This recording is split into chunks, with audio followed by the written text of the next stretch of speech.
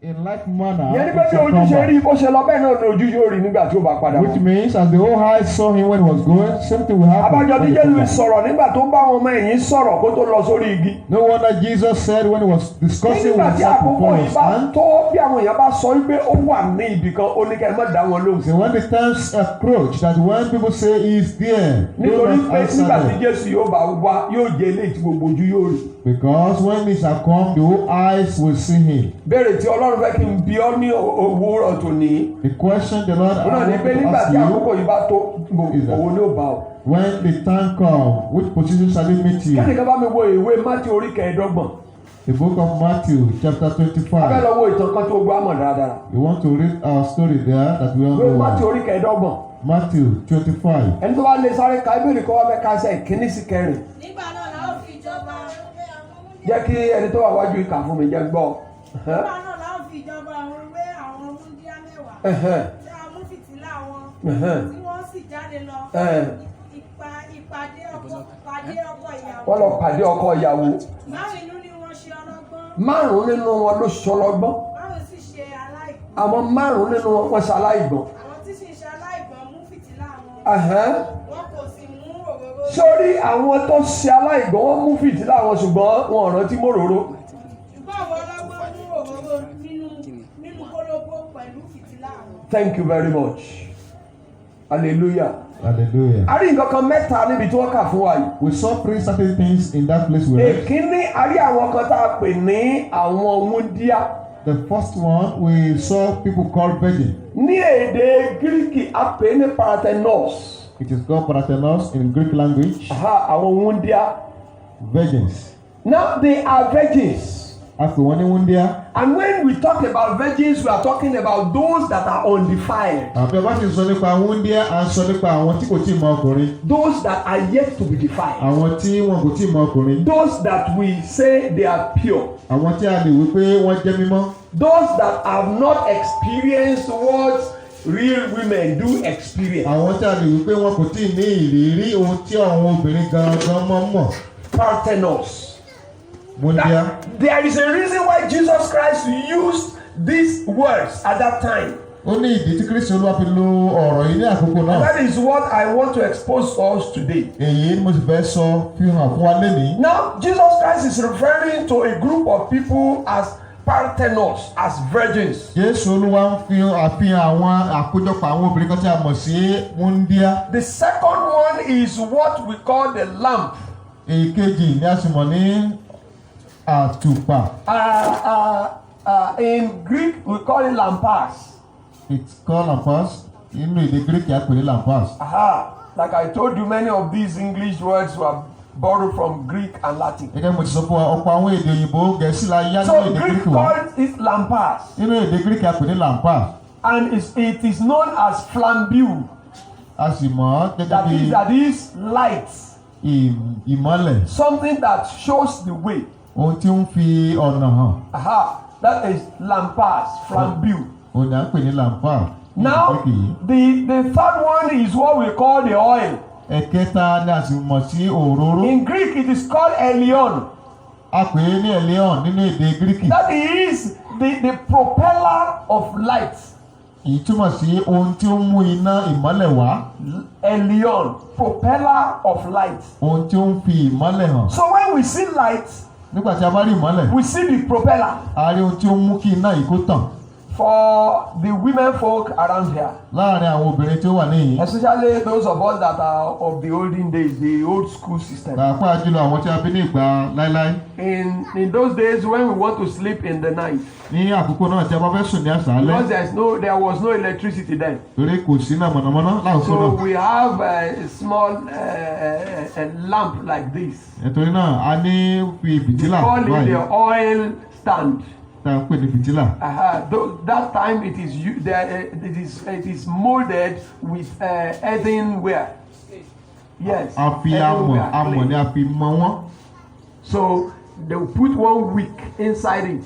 wọ́n wá fi bí òwú kan sínú rẹ̀. And then you put oil inside. Nígbà náà láti wá da epo That sínú is rẹ̀ what pẹ̀lú. we place in the middle of the room when we want to sleep. Eléyìí la gbé sí àárín méjì ọ̀sán. So that is what we give light unto all of us. Èyí ni ó mú ìmọ́lẹ̀ wá. That oil will be burning. It is the oil that will serve as fuel to that wick.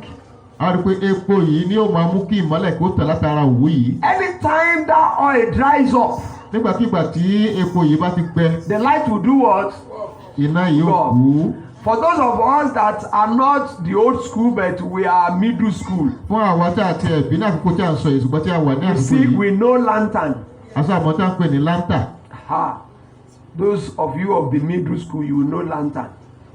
It is the new school children that does not know any of these things. They only know lamp. Àwọn ọmọ tí a bí ládé yìí òde òní wọn mọ ilé ìtàn sọ nípa When rẹ̀. you light a lantern Nígbà tí a bá tan láńtà yìí and you leave it like that, tí a sì fi sílẹ̀. if you fail to check the kerosene inside it, Bí o bá kọ̀ láti wo parafin tó wà when nínú the rẹ̀, kerosene burns off, what happens? tí o bá ṣe epo yìí mọ́, Off. ìdọ̀dọ̀ kí náà So kò in kú. the middle of the night, when you wake up to go and urinate, Tó bá wá jí lówùúrọ̀ tó fẹ́ lọ ṣẹ̀yọ́, you just see that everywhere is in darkness. ọkàn rí pé gbogbo ilé ti di You will òkùnkùn. remember, oh, the kerosene must have finished. Ìgbà náà ló wà rántí pé ọ̀dà kérésì ti tán nínú láńtà yìí. So we have these three elements. Nítorí náà a ní àwọn ìkókó mẹ́ta yìí. We have the virgins, A ní wúndíá, we have the lamp, ìkejì ní iná, we have the oil. a sì ní òróró pẹ̀lú. The 10 of them were virgins. Àwọn mẹ́wàá wọ́n jẹ́ wúndíá. But while all of them took along their lamps, Nígbà tí gbogbo wọn mú àtùpà dání, 5 of them carried extra oil. àwọn márùn-ún lára mẹ́wàá yìí wọ́n mú òróró tó While 5 dání. believed that the oil in their lamp was okay. Nígbà tí àwọn márùn-ún tó kù wò pé iye epo tó wọ́n nínú àtùpà wọn ti tó báyìí. What was Jesus Christ saying at that time? Kí ni nǹkan tí Kristi Jésù sọ Jesus ní? Christ was trying to talk about believers in Him.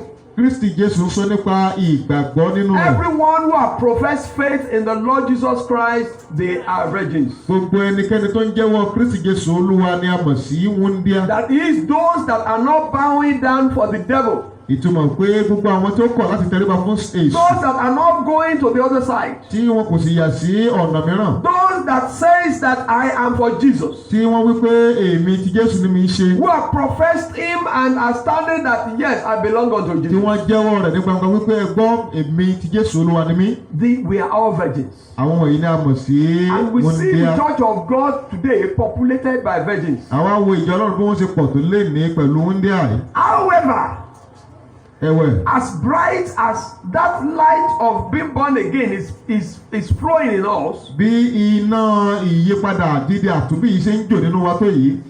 how many of us have that extra oil that we are talking about? Èèyàn mélòó nínú wa ló ní òróró mìíràn yàtọ̀ sí ilé tó wà Let's ní wà dání. continue in that Matthew 25. Ẹ jẹ́ ká tẹ̀síwájú nínú ìwé Mátíù orí kẹẹ̀dọ́gbọ̀n yẹn.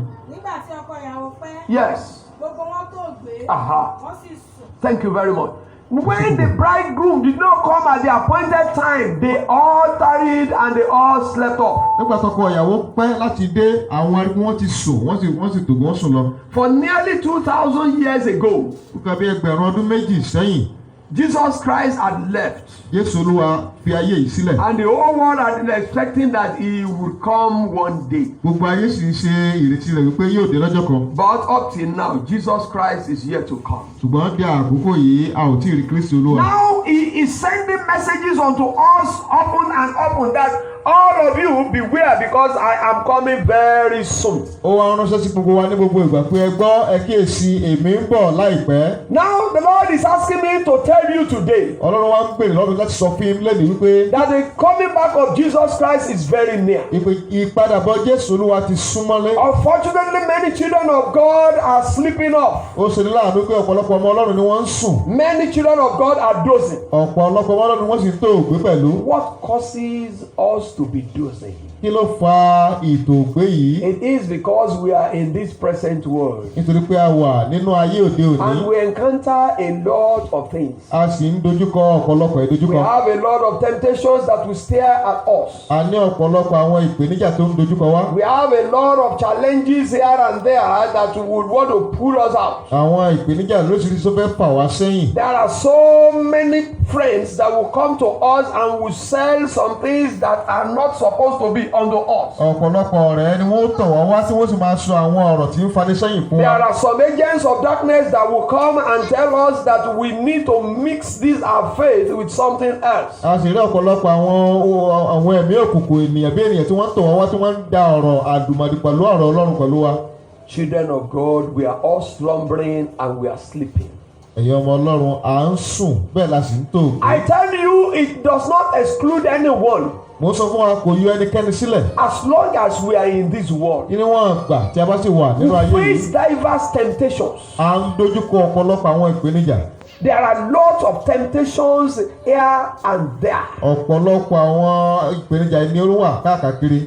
So when you face these temptations, Nígbà tí a bá dojúkọ àwọn there ìdánwò is yìí, tendency for you to be drawn away from the faith. ó ṣeé ṣe fún wa láti fà sẹ́yìn láti There mú is kó ní tendency for ìgbàgbọ́. you to want to now manipulate the word of God. Ó ṣeé ṣe fún wa láti wá máa lo ọ̀rọ̀ Ọlọ́run pẹ̀lú àyídáyídà. Unfortunately, we see even many of us ministers of God trying to toy with the word of Ó God. ṣe láàánú pé àwọn tí a pera wọn ní ìránṣẹ́ Ọlọ́run pàápàá ń rí àyídáyídà pẹ̀lú ọ̀rọ̀ Ọlọ́run. So we are trying to rebrand what we have in the Bible. Nítorí náà àwa ń tún tò à ń tún gbé kalẹ̀ ọ̀rọ̀ inú Ọlọ́run ọ̀rọ̀ Bíbélì jáde. I read about a church very recently. Mo kà nípa ìjọ kan láìpẹ́ Because yìí. of our time, I will not bother to open my tab and read out what happens Torí there. àkókò wa mi ò ní láǹfààní láti ṣí láti kà á Because fún wa. I knowingly copied it in my tab that I'm going to read it out. Torí pé mo kọ́ ọ́ It's a gbékalẹ̀ nígbà long láti kà fún wa ni. But- Ó jẹ́ tó gùn. I just want to summarize it because of time. Mo kàn fẹ́ sọ díẹ̀ That nípa church ẹ̀. is near Penn Cinema there. Ìjọ yẹn wà ní sáàdá In fact, kékeré. the reporter that went there described how he got there. Ẹni tí ó tiẹ̀ kọ ọ̀rọ̀ yìí gan sọ bó ṣe lọ Now that síbẹ̀. church has a celestial church by the right, Ó ní ìjọ sẹ̀lẹ̀ lápá ọ̀tún a mosque by the left. àti lápá òsì. But when he got there, Nígbà tó débẹ̀, the select church had relocated. wọ́n ti kọ àwọn ìṣẹ̀lẹ̀ yìí wọ́n kúrò níbẹ̀ fún. The mosque had relocated. Mọ́sálásí tó wà lápá òsì náà àwọn náà palẹ̀ ẹrù It wọn kúrò remained bẹ̀. this church alone. Ó wá ku ìjọ yìí When nìkan. you get there, Nígbà tó débẹ̀, you will be entertained. nígbà tí ó bá débẹ̀, á rí i pé wọ́n ó ṣe ọ́ lálejò. There is beer for you to drink. Ọtí wà nílẹ̀ láti mu. Yes, there is plenty beer for you to drink. Ọtí tiẹ̀ wà rẹpẹtẹ láti mu. So that is what they usually drink, and these whiskeys and whatever. Èyí ni wọ́n máa ń mu àti àwọn ọtí líle That mìíràn. is what would make the service to be conk. Eléyìí ni ó mú kí ìsìn ọjọ́ náà kó le. That for people to, and then the man would be there is a seat up there. Mìíràn ẹ̀wẹ̀ tó wà lẹ́gbẹ̀ẹ́ rẹ̀ tó kéré sí ńlá yìí. Mìíràn ẹ̀wẹ̀ tó wà lẹ́gbẹ̀ẹ́ rẹ̀ tó kéré sí ńlá yìí. Mìíràn ẹ̀wẹ̀ tó wà lẹ́gbẹ̀ẹ́ rẹ̀ tó kéré sí ńlá yìí. Mìíràn ẹ̀wẹ̀ tó wà lẹ́gbẹ̀ẹ́ rẹ̀ tó kéré sí ńlá yìí. Mìíràn ẹ̀wẹ̀ tó wà lẹ́gbẹ̀ẹ́ rẹ̀ tó kéré sí ńlá yìí. Mìíràn ẹ̀wẹ̀ tó wà lẹ́gbẹ̀ẹ́ rẹ̀ tó kéré sí ńlá yìí. Mìíràn ẹ̀wẹ̀ tó wà lẹ́gbẹ̀ẹ́ rẹ̀ tó kéré sí ńlá yìí. Tó kéré sí ńlá yìí. The servant of God will sit. Ibẹ̀ ni olùṣọ́ àgùntàn yóò jókòó sí. There is one lower. Àga mìíràn tó kéré sí yẹn. That is where the wife of the pastor will sit. Ibẹ̀ ni ìyàwó olùṣọ́ àgùntàn yóò jókòó sí. So when the man is praying, Nígbà tí ọkùnrin bá ń gba àdúrà. Lucifer is their brother there. Lucifer tí a mọ̀ sí Èṣù ni arákùnrin wọn ó wà níbẹ̀ pẹ̀lú. Jezebel is one of their heroes. Jezebel ó jẹ́ ọ̀kan lára ẹni tí wọ́n fi ọ̀wọ̀ fún púpọ̀ níbẹ̀. And you will see all this nonsense going on in that church. Ẹ sì máa rí oríṣiríṣi àwọn nǹkan tí ò tọ́ ní ó ń lọ nínú ìjọ náà. That is where you will see there would be a prophecy that the wife of Lagbaja and Mr. Lagbaja, you are the one that will collabo for now. Oríṣiríṣi ìsọtẹ́lẹ̀ òkùnkùn ló ń jáde wípé ìyàwó lágbájá àti ìyàwó tàmẹ̀dò ni wọ́n àti ọkọ tàmẹ̀dò ni wọ́n jọ ṣàṣepọ̀ lónìí. Because of this, all this rottenness, atrocities, that was what made the Celestial Church and even the mosque to relocate. Nítorí àwọn ètò ìbàjẹ́ yìí ló mú kí àwọn mọ́sálásí àti ìṣẹ̀lẹ̀ tó wà níbẹ̀ kan fi àyè lẹ̀ fún ọkùnrin tí wọ́n kúrò bẹ́ẹ̀. So even if a mosque can relocate because of a church. Àbí mọ́sálásí bá tẹ̀ lè kúrò pàápàá náà kúrò nítorí ọkùnrin yìí. Ó fẹ́rẹ́gẹ̀. Then you know that there is fire on the mountain. A ó rí i pé iná ń bẹ lórí òrùlé. That itself is a church. Èyí ni wọ́n pè ní ìjọ. Because the owner of the business has tarried, all of us are slumbering and we are sleeping. Nítorí pé olùṣọ́ àgùntàn tó jẹ́ oníkan pẹ́ kó tó dé gbogbo àwọn sùn. So you now see diverse churches today where different various doctrines are being preached. Àwa rí ọ̀pọ̀lọpọ̀ ìjọ lénìí tí wọ́n ń sọ oríṣiríṣi àwọn ìwàásù tí ò tọ́. There is one video. Mo tún ní òmíràn. Somebody sent that video to me some times ago. Ẹnìkan ló jù sí mi láìpẹ́ yìí. Now they have a water, a pool of water in the church premises. Wọ́n ní agbada omi nínú ìjọ. Now it is like the pool at Bethesda. Omi wá dàbí ilé tí a lè fi wé ti where Bethesda healings will take place. níbi tí ìwòsàn ti ń fi ara hàn. So the minister of God on that mountain now enters into the water. Ẹni tó jẹ́ olùṣọ́ àgùntàn ìjọ yẹn á bọ́ sínú omi ńlá yìí. You are a woman and you are looking for the fruit of the womb. Bí o bá jẹ́ obìnrin tó sì ń wá èso ti inú. Now you enter into the pool with him. Ó wọnú omi yìí pẹ̀lú rẹ̀. Because holy water must mingle with the thing of the man of God and enter into you. Nítorí pé omi yìí gbọ́dọ̀ parapọ̀ mọ́ ohun tó jẹ́ láti ara ọkùnrin You see, it's not something that I can yẹn. show because of the young ones among us. Wọ́n ṣe ohun tí mo lè fi hàn I fún have àwọn it ọmọdé on wọ̀nyí. tap there. Mo ní nínú. So the man of God went in there. Do I call him the man of God? Ẹni tó pera wọn ní olùṣàgùntàn yìí ó wọnú omi yìí He lọ. went into the place. wọnú So if rẹ̀ you lọ. are a woman that you are looking for the fruit of womb, you yourself you pull up your clothes and you enter there. Ìwọ náà ti ń wá èso ti inú ó bá aṣọ rẹ̀ kúrò ó Church sì wọnú rẹ̀. members will surround the pool and they will be drumming and singing. Àwọn ọmọ ìjọ máa lùlù wọ́n sì And the máa woman kọrin. also went in there. Obìnrin náà dẹ̀ sì wọnú rẹ̀ lọ pẹ̀lú. And they opened up her legs like this to the glare of everybody. Yóò sì gbẹ́sì sókè fún And the man of God too enter. ọkùnrin náà yóò sì And dàpọ̀ the mọ́. thing was taking place. Ogun wọn sì ń wò ó. And everybody was drumming and clapping and everything. Wọ́n sì ń lùlù wọ́n ń And kọrin. the man of God too was busy doing the thing. Ọmọ tẹ́sí pẹ̀lú olùṣàgùntàn náà sì ń bá obìnrin náà ṣe àjọṣepọ̀. People of God were in the end time. Ẹ̀yin ènìyàn Ọlọ́run á wà ní ìkẹyìn. Because the bridegroom tarried, Torí pé ọkọ ìyàwó pẹ́. virgins were slumbering and they all slept off. Àwọn wúndíá tó gbé wọ́n sì sùn lọ. Continue. Ẹ tẹ̀síwájú. Yes. láàrin ọ̀gànjọ́ Aha. ìpè ta sókè. Suddenly there was a cry. Yes. That. wo Yes. ọkọ ìyàwó ń bọ̀ The bridegroom is coming. ẹ jáde lọ pàdé rẹ̀. Come out to go and meet him. nígbà náà ni gbogbo àwọn múlíà wọ̀nyí And all these virgins rose. dìde Yes. wọ́n sì tú fìtílà wọn ṣe. Thank you very much. Sit down there. Ìjókòó. Ìṣe púpọ̀. There was a cry. The Ariwo ta. time is now. Àkókò náà ti tó. Now everybody will have to now rise up to go and meet with the bridegroom. Gbogbo ènìyàn láti dìde láti lọ pàdé ọkọ ìyàwó. It is that time that people remember that they were born again. Àkókò yìí wọ́n rántí pé But I tell you before, nobody ever remember being born again. ṣùgbọ́n mo rántí pé tẹ́lẹ̀tẹ́lẹ̀ fún mi Because the àwọn time now jẹ́ came. àtúnbí. That everybody has to showcase being born again. Ṣùgbọ́n àkókò ti tó láti fi ara hàn gẹ́gẹ́ bí àtúnbí. The time now comes that everybody will show the visa. Àkókò ti tó láti fi físà wa hàn. Where is my visa to heaven? Níbo ni ìwé sí ìrìnà sí ọ̀run wà? Lord, you said that if anyone confesses you as Lord and Savior, he will save. Olúwa wípé ẹnikẹ́ni tó bá jẹ́wọ́ rẹ ní Olúwa àti olùgbàlà ẹ̀ á gbà á là. Therefore, I have confessed that Jesus is Lord. I am saved. Nítorí náà mo ti jẹ́wọ́ Kristi gẹ́gẹ́ bí Olúwa mo ti dẹ́ni ìgbàlà. Yes, that is true.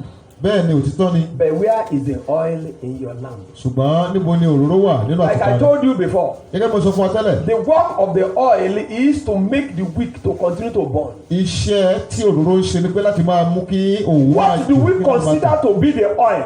Kí ló lè lò gẹ́gẹ́ bí òróró? The Hebrew word calls it Kodesh. ìwé àwọn ará Hebrew pè ní Kodesh. It's Kodesh. Kodesh. That is, it shows purity. Pé èyí túmọ̀ sí ìfihàn mímọ́. Purity. Mímọ́. Consecrated. Ohun ìyàsọ́tọ̀. Dedicated. Ohun tí a fi jẹ. Read verses 8 and 9. Ẹsẹ̀ kẹjọ àti kẹsàn-án. Àwọn aláìgbọràn sì wí fún àwọn ọlọ́gbọ́n pé fún wa nínú òróró yín nítorí fìtílà wọn. Give us out of your sanctity. Give us out of your dedication. Give us out of your consecrated thing. Ṣùgbọ́n àwọn ọlọ́gbọ́n dá wọn lóhùn. But the wise ones said that no. How can I transfer my holiness unto you? It is not possible. I cannot transfer my holiness unto you. Yes. Yes. You need to go to the person who gives holiness. And you now go and purchase. Thank you very much. Go to the person who sells it. Go and purchase holiness. So when we are talking about the oil, the oil that you and me would need in this world is what I call Kodesh. That is the purity, holiness, consecration, dedication. When you say, I have set myself apart for the Lord, then I want to know nothing again except the Lord. Because the bridegroom has tarried. When we are being confronted by the challenges of this world, it is this Kodesh that will be given our light the necessary ingredient, the necessary tonic. And that is the reason why when we find ourselves in areas whereby we have to deny Jesus, we will say no, because I belong unto him, I will not deny him. Because that Kodesh is there and is burning, and it will help us to overcome that temptation. Nígbà tí àwọn ìtànjẹ Sátánì yìí bá ń dé, when the wiles and curses of Satan comes, we now find out that the oil in us would allow us to be able to shift the wheat from the chaff. And we now know what to do and what not to do. Even when it involves taking the wrong step that will give us temporary comfort in this world. We will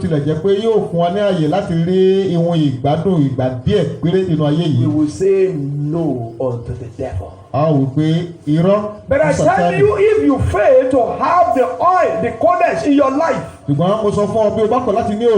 such times comes, you find out that the lack of oil will allow your light even to go off. Continue.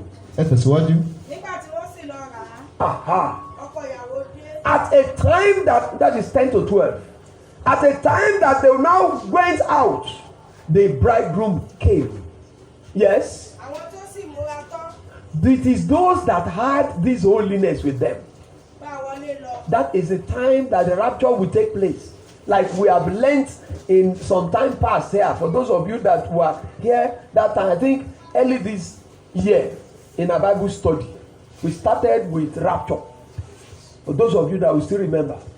At that time, when the bridegroom will come, it is those who are fit, those who are carrying that Kodesh in their lamparts. Those are the ones that will go to meet him in the house. Yes. Yes. They will go in unto him. Yes. And the door will be shut. Yes. They now came and they said, Lord, Lord, we are also here. But he will say, yes, truly I say unto you, I know you not. Thank you very much. Truly I say unto you, I know you not. For those of us that will still remember the Sunday school there. Fún àwọn tí a rántí ilé ẹ̀kọ́ I Jésù told you yìí, then that after rapture, mo sọ fún wa pé lẹ́yìn tí ìgbésókè bá ti farahàn, the door will be shut. a ó ti ilẹ̀kùn. And Satan will now come down heavily to torment the world. Sátánì àwa gbàjọba láti máa pọ́n ayé lójú. Woe betides anyone who will not be raptured. Gbogbo ẹni tí ó bá kọ̀ láti bá Jésù. Because at that time you will cry Jesus and Jesus' name will be useless. Nígbà àkókò yìí yóò pariwo Jésù Kristi ṣùgbọ́n orúkọ ìkò At that nílò time mọ́. we say, Lord, I am yours. I'm yours. I now surrender everything unto you. It will be useless. Ní àkókò yìí a ó pariwo pé gbọ́ Olúwa mo gbà tiẹ̀ mo mọ láti máa ṣe tí o fẹ́ The ṣe. Bible made us to know that Ṣùgbọ́n kò wúlò those mọ́. who will save their lives at that time will save it by their blood. Bẹ́ẹ̀ni jẹ́ kí wọ́n mọ̀ wípé àwọn tí ó bá dẹni ìgbàlà ní àkókò yìí wọ́n ó dẹni ìgbàlà nípa Because ara they will wọn. be heavily By ìdí ara wọn. tormented. Nítorí pé a ó pọ́n wọn lójú púpọ̀. Now look at what is emerging now. Ẹ wá wo tó ń ṣẹlẹ̀ báyìí. Everything is being coded. Àwa ń fi ohun gbogbo sí abẹ́ ètò báyìí.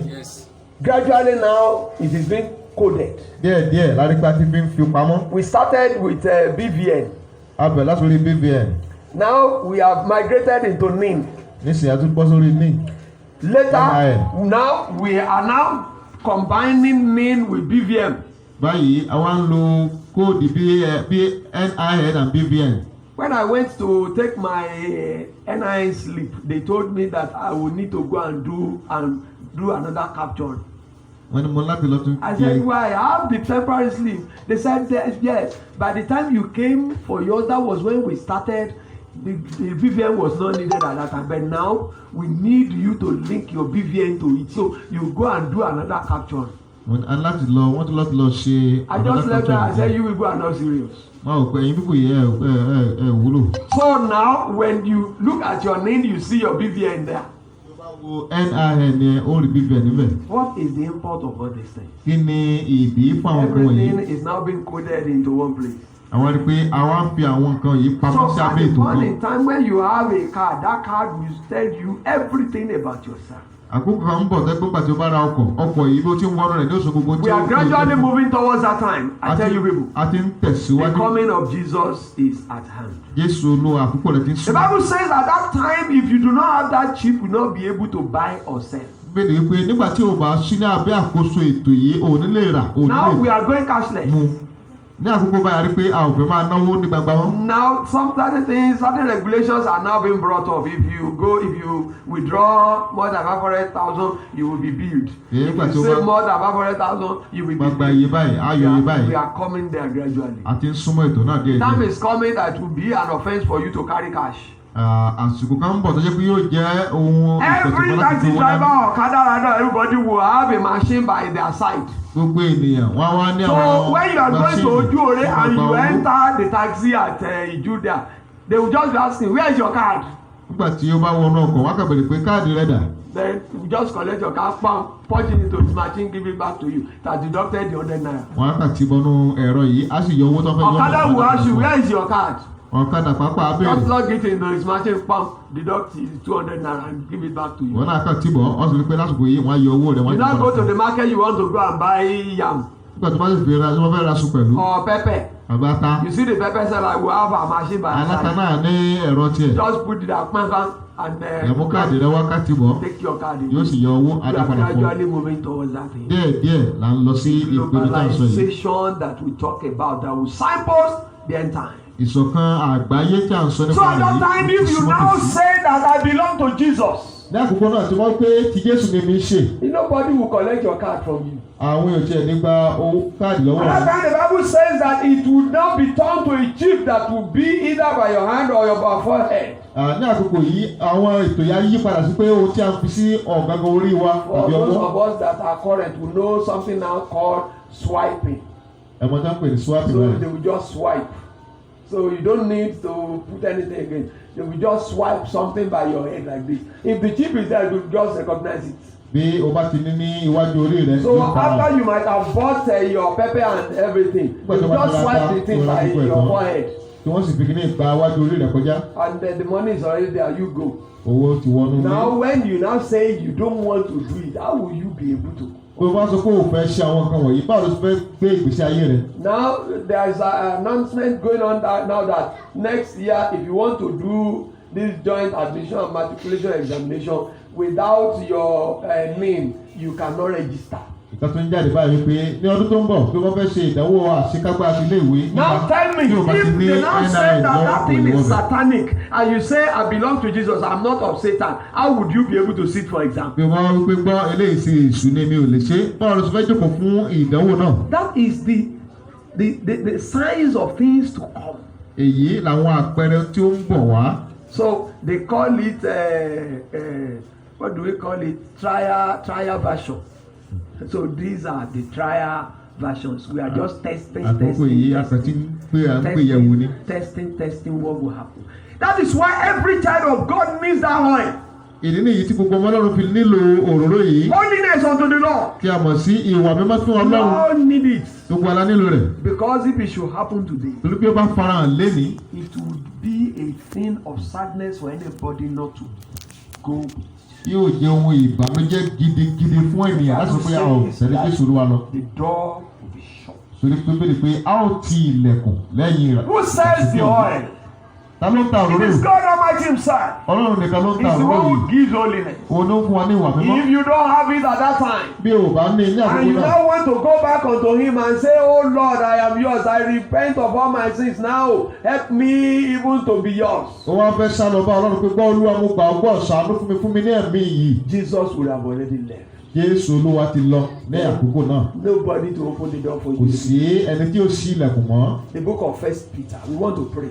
ìwé Pétérù kínní. Second Peter chapter 3. Pétérù kejì orí kejìlá. Second Peter chapter 3. orí kẹta. Second Peter chapter 3. Pétérù kejì orí kẹta. Let the first reader read from verses 3 to 11. Kí ẹ kọ́ mọ̀. Yes. There will be scoffers who would want to tempt you away from this faith. Yes. These ones will be walking after their own lusts. This is their signpost, yes? They will be asking you, you are saying Jesus Christ is coming. Where is that promise? Where is the promise? Since the time our forefathers had died, everything is just going on as they were. Nothing has happened. They were all saying Jesus will come, yet he did not come now. Yes. Yes. What's happening here?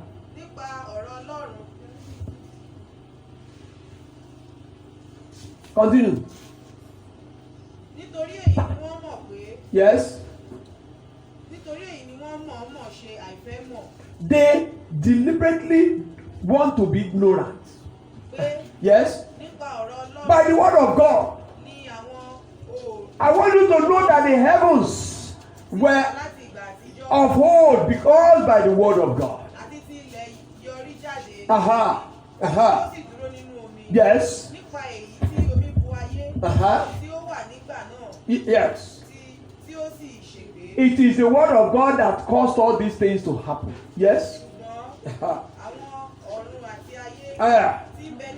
By this same word, the same word is saying that this heaven and the earth that we are seeing now, it is that same word that is still keeping them. Yes. Until the day of judgment.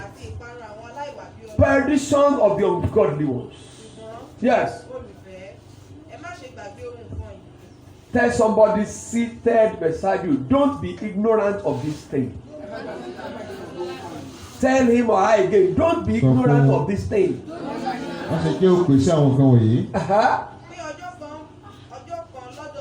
A day before the Lord. It's like 1,000, and what we are talking about is just about 2,000 now. So you know that before the Lord, since Jesus left, we have not even had 2 days. Hallelujah. In the Lord's calendar, since the time Jesus Christ left, we are yet to have complete 2 days. So when you now say that, yes, we have been hearing that Jesus Christ is coming, why is it so long? We have not yet had 2 days. No. Because the event we are talking about is around 33 AD. And this is 2019. So just slightly over 2000. It's not there to 2000. 2019. 33. So you know that we still have about 14 years for us to spend 2 days before the Lord. So 14 more years. 14 more years now. That's about 2033. That is when in the Lord's calendar it will be 2 days since Jesus Christ left. Just 2 days. So if you are saying that where is the promise of Jesus coming? A day before the Lord is like our own 1,000. Yes. 1,000 years here is 1 day before the Lord. Yes. Now, because of that, now that you people now today, you know that we are here to spend 2 days for the Lord. The Lord is not slack concerning any of His promise. Yes. As many of us are slacky concerning our promise, but He is only waiting. He does not want anyone to perish. Everybody will come to repentance. Yes. That day is coming like a thief in the night. No thief will tell you that they are coming to raid your house. You just sleep in the night. You just say, we are here. You will not know. So the Bible is saying that Jesus will come at a time no one of us will imagine. Yes? Yes. The heavens will move away with the great noise. Aha. Yes. Aha. Everything will burn up. Yes. Uh-huh. In holiness, holy conversation, and thank you very much. These are the kodesh that me and you we need to excel. Holiness and godliness. Ìwà mímọ́ àti ìwà bí Ọlọ́run. Holiness and godliness. Ìwà mímọ́ àti ìwà bí Ọlọ́run. Every other thing they are going away. Gbogbo nǹkan tí ó kù yóò lọ. Even this our body that we worship so much. Ara wa tí a ti ń ṣe àtúnṣe rẹ̀ púpọ̀ yìí tí a ń sìn yìí. Very pretty and beautiful face. Mo ní ojú tó rẹwà púpọ̀. Oh, I need to now take out this beauty and pretty face. Mo yẹ kí n tọ́jú ara yìí dáadáa. I need to so beautify this body, let this body be so. Kí n tún ara yìí ṣe kí ó dára púpọ̀. Oh, when people see me, they see that ọmọ wà bẹ́ẹ̀. Nígbà tí wọ́n bá rí mi, wọ́n lè mọ̀ wípé. The Bible says all of them would burn off. All of them shall be dissolved. Everything is going. Oh, I want to go and chase after money so that when I have money, I want to build 3 big houses. Mo fẹ́ lé owó lọ nígbà tí bá ní owó yìí máa lè kọ́ àwọn ilé ńlá ńlá. I would build mansions. I will build serious buildings. Àkọ́ ilé ńlá gidi. All of them, one day, they are going away. Gbogbo ẹ̀ lọ́jọ́ kan wọ́n lọ. Then how will we chase all these things and miss heaven? Báwo ni a ṣe wá lé àwọn máa lé àwọn nǹkan wọ̀nyí tá a sì fi sọ ọ̀run wa nù? How would we face these things that are fleeting, and when that time comes that the bridegroom will come, we will no longer have oil in our lamp? Báwo ni a ṣe máa lé àwọn nǹkan tó jojú ń gbèsè yìí pé nígbà tí Kristi Olúwa bá dé a ò ní ní òróró kankan nínú àtùpà wa. Let everybody stand up. We want to pray. Ẹ jẹ́ kí a dìde dúró. Jẹ́ kí o lè bá ọ rìn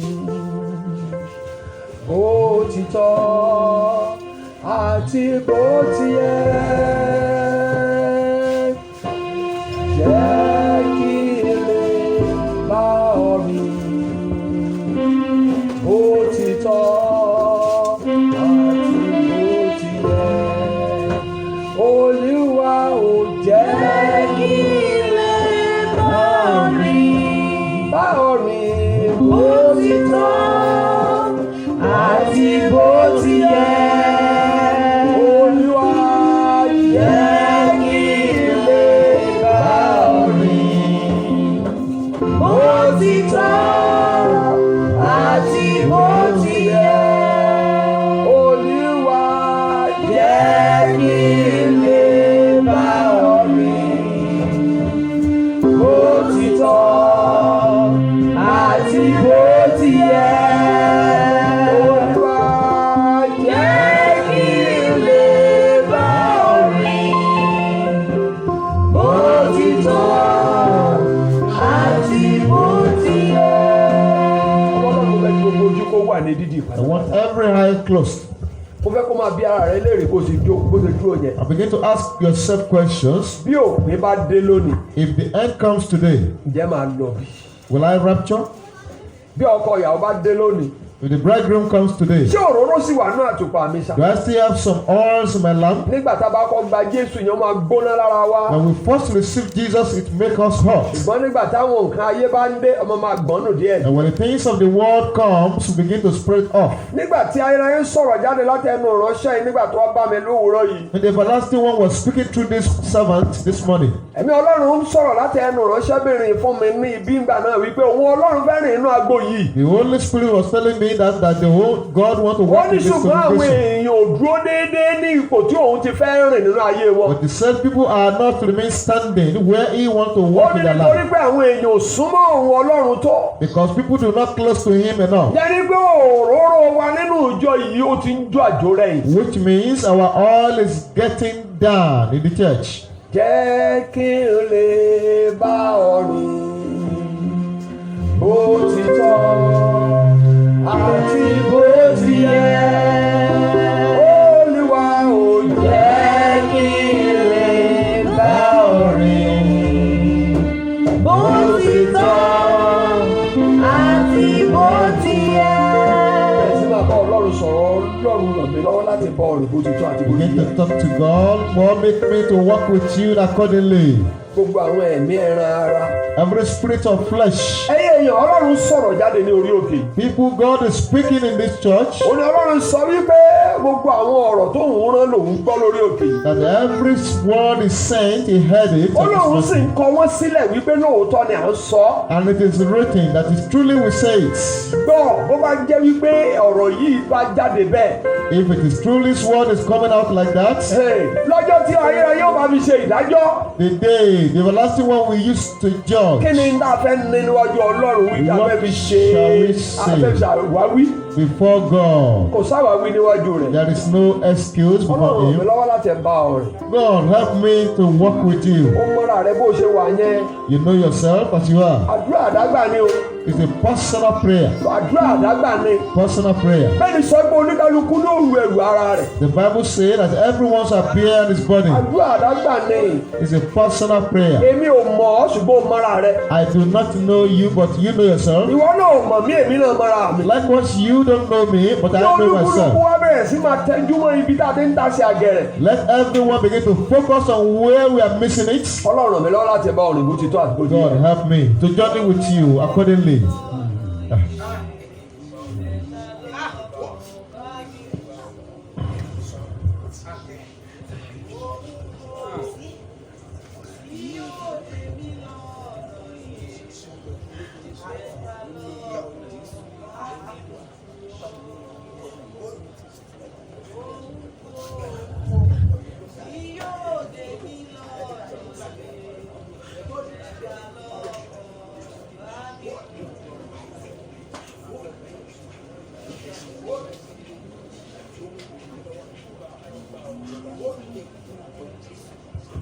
Ẹ jẹ́ ká máa béèrè fún òróró sí i. Oore ọ̀fẹ́ ìwà mímọ́. The grace for holiness. Oore ọ̀fẹ́ ìwà mímọ́. The grace of holiness. Oore ìfẹ́ ìwà bí Ọlọ́run. And the grace of godliness. Kí là ń pè ní ìwà bí Ọlọ́run? What do we call godliness? Ìyẹn ni pé kí èèyàn jọ bàbá ẹ̀. It's resemblance of the Father. Ọ̀pọ̀ wa àjọ dádì wa. Many of us do not resemble our Father. ọmọ àlè ní ìjọ àbẹ́. And it's a bastard that does not resemble the nígbà father. tá a sọ pé ọmọ Ọlọ́run ni wá. But we say we are children of God, ìwà Ọlọ́run ò jáde inú ayé wa. but the godliness is not in our life. ọ̀pọ̀ obìnrin ló jẹ́ pé ìwà Ọlọ́run ò sínú ayé wọn nínú ilé. Many women lack the godliness at all. eléyìí ló jẹ́ kí Ọlọ́run ó ránṣẹ́ sí wa ní ọ̀sẹ̀ tó kọjá. That was the reason the Lord sent revelation to us. wípé ọ̀pọ̀ ènìyàn ni ò bá òun rìn gẹ́gẹ́ bóun ti fẹ́. That many do not walk accordingly with God. wípé ọ̀pọ̀ ènìyàn wọn ò ṣaṣojú òun nínú ilé. That many do not represent God in their home. wípé ọ̀pọ̀ obìnrin òun náà ló jẹ́ wípé inú òun ò dùn sí bọ́n ti jẹ́ lójú ọkọ wọn. That he is not happy with some women the way they behave to their husband at all. nítorí pé àfìwàjọ dádì wa. Because we do not resemble our ọmọ father. àlè ní ìjọba bẹ́ẹ̀. And it's only a bastard that does not resemble the father. máa bá Ọlọ́run sọ̀rọ̀. You talk to God. Ọlọ́run fún mi ní òróró inú àpótá mi. God, add more oil into my lamp. Olúwa oore ọ̀fẹ́ ìwà mímọ́ Ọlọ́run gbèsè náà mi. God, give me the grace of holiness.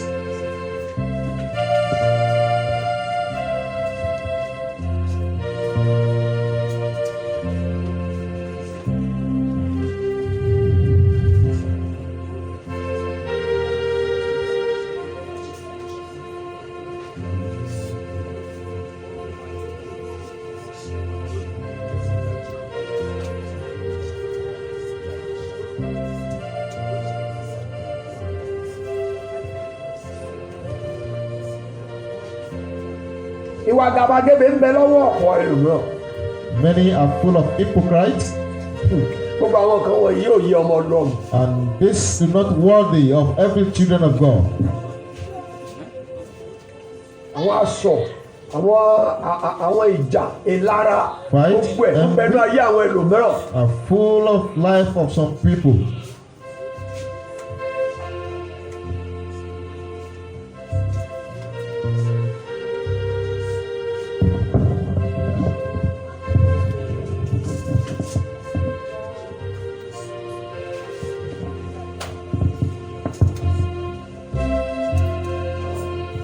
Ẹ jẹ́ gbogbo èèyàn kó ṣípayá ọkàn rẹ̀ fún Ọlọ́run. Let everyone open our hearts unto God.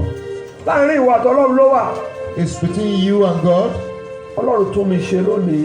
God, amend me today. Ìgbàkigbà tí ó bá yá, Wherever it may be, Ọlọ́run má jẹ́ kí n pòfo, Father, don't let me lose. má jẹ́ kí n pàdánù. Don't let me lose. Ilé ògo ni Olúwa má jẹ́ ọkọ lọ́wọ́ mi. And don't let me lose that Amọ̀kòkò kingdom bí of ọmọ God. Olúwa tún mọ sí rere. Potter of heaven, report my life.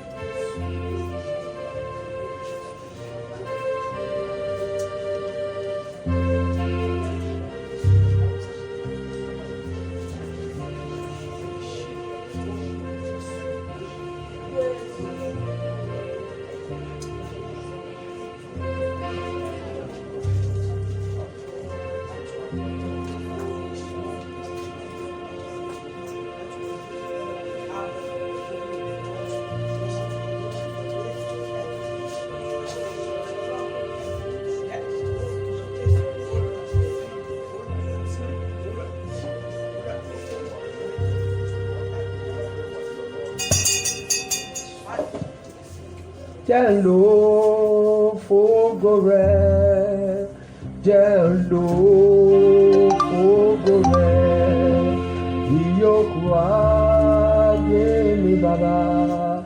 Jẹ́ ń lò ó fógo rẹ̀, Olúwa. Jẹ́ ń lò ó fógo rẹ̀. Jẹ́